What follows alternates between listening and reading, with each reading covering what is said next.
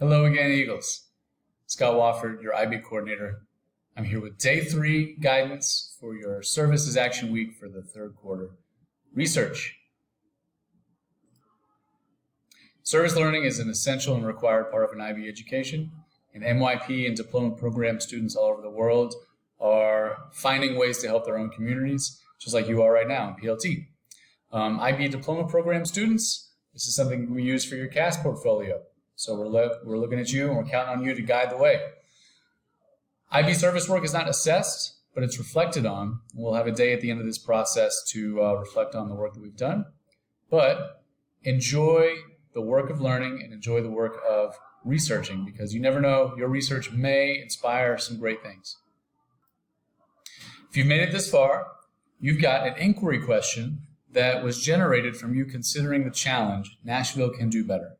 The example that I came up with, and something that I'm really interested in, is to try to figure out why there are so many pedestrian deaths lately in the city of Nashville. It's concerning to me. I would like to safely walk around the city, and I want everybody else to be able to also. So I want to learn more. Doing some research into that, and going to create an infographic that shares my research and what I found out. And we're going to start that today with y'all.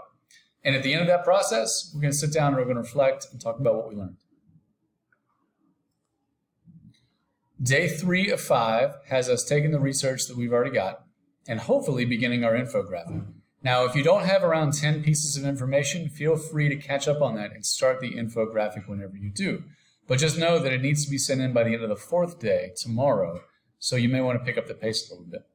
But if you feel good and you've got enough research and you're ready to start, the next little bit will be about what an infographic is and why it's such a good tool for what we're going to do with research.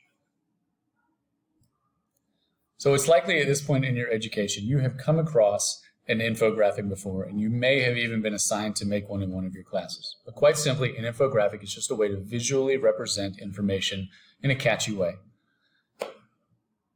Doing this in an infographic makes info more appealing. You're able to share your valuable ideas. It grabs people's attention. It's really easy to understand, and honestly, it's just a less boring way of sharing data and information. It can also be very accessible and persuasive. And there's a lot of ways that we can build an infographic, but the 3 easiest ways that we can do it are to use services called Easelly, Canva, or Piktochart. Now, it doesn't matter which one of these you use, and if you've got some experience with one of them from another class or another experience, you should just go with the one that feels the most familiar to you. But using any of these will easily set up an infographic that you can share with the rest of the world. So what makes a good infographic? I think there's 3 things that we want to focus on while we're building ours today. And ours don't have to be mind-blowing. All we simply want to do is just share the information we have about the inquiry question that we came up with. So I think there's 3 things that will guide us. Number 1, a good infographic has a clear title and a theme. The good thing about this is that you have a clear title. You could just use your inquiry question. I know that this example right here has a statement, the reality of data breaches in 2016, but you should use your inquiry question. The second thing is that there's a story, and the story is often facilitated by the template that you might use. I encourage you to use some free pre-made templates that these services have, because if one really suits kind of the flow of your idea and the theme of your inquiry question, it just makes it that much more easy. And the story is sort of inherent to the design, so let that work happen for you. And the last one is really to let the visuals do the work. Put that information and that data in there and let the charts and the graphs show what you found rather than trying to just put the numbers in there.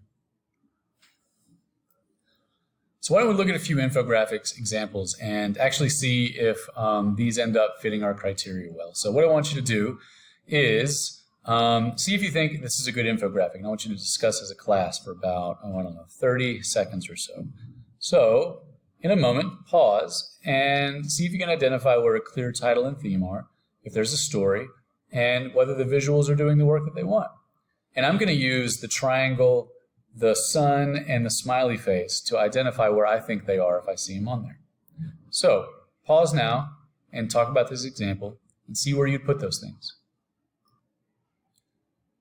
So I thought this was a pretty good infographic. And here's where I found all these items. Right there at the top in that banner, you can see that even though it's fairly simplistic, having an annual report titled at the top gives it a clear title and a theme. So that's what we're talking about. I put the sun next to those visuals that that talk about the numbers of people that they're serving. And the smiley faces down there with those columns that talk about basic needs, clinical services, critical services, sorry, and training. So I think this is a pretty good infographic. Let's look at this one, do the same thing. See where you'd put the purple triangle for a clear title and theme if you see it. Smiley face for whether or not you see that there's a story or flow to it. And the last one, some good visuals where they might be doing the work. Pause now, talk about it as a class, and see if you agree with mine. All right, here's what I saw. I think that title at the top, Best Pinterest Cheat Sheet, is pretty clear. I like the story with the arrows and the numbers that kind of guide where you're supposed to go. And lastly, the visuals doing the work of the themes there at the bottom. They do a pretty great job. Very simple, but easy to see and understand. Okay, team, let's do one more example. Same thing. Put the purple triangle where the clear title and theme is. Smiley face where you see a story. And lastly, the green sun. It's going to be hard to see because we got a green background, but where the visuals are doing the work. Pause for a few minutes, talk, and see if you put them where I might put them. And did you put them right here? I hope so. Pretty clear title and theme at the top. The story is mostly told in the facts that kind of go together as a whole. And then lastly, the good visuals of those plants that grow compared to that represent the quantities of the top 8 countries there. So it's a pretty good one too. 3 good examples.